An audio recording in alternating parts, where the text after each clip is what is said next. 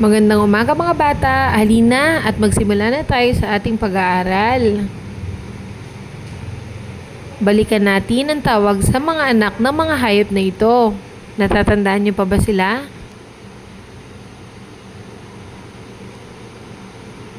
Ang ating mensahe ngayong araw na to ay mga bagay na naibibigay ng mga hayop sa mga tao. Mga bagay na mula sa hayop. Belt. Maaari rin ang mga bag. Ito ay gawa sa balat ng hayop. Ganon din ang sapatos.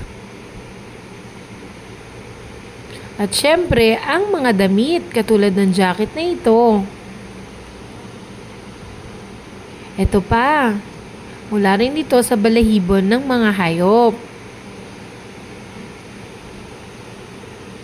At ganon din ang wallet. Isa pa mga bata, ulitin natin. Ano-ano ang mga bagay na mula sa mga hayop? Magaling! Ngayon, oras na para sa gawain. Gupitin at ilagay sa tamang kahon ang mga larawan sa ibaba.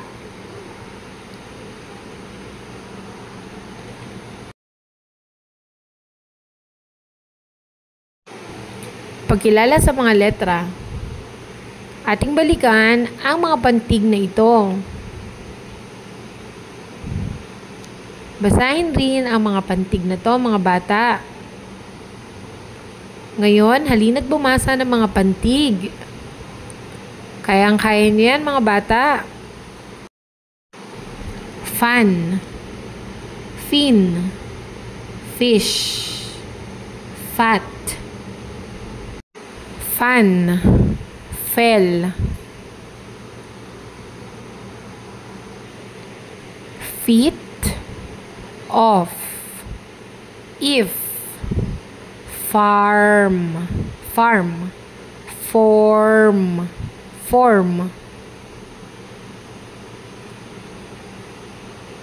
Ngayon, oras na para sa gawain. Isulat ang mga pangalang tinutukoy sa larawan. Kayang-kaya niyo yan. Pagkilala sa mga bilang.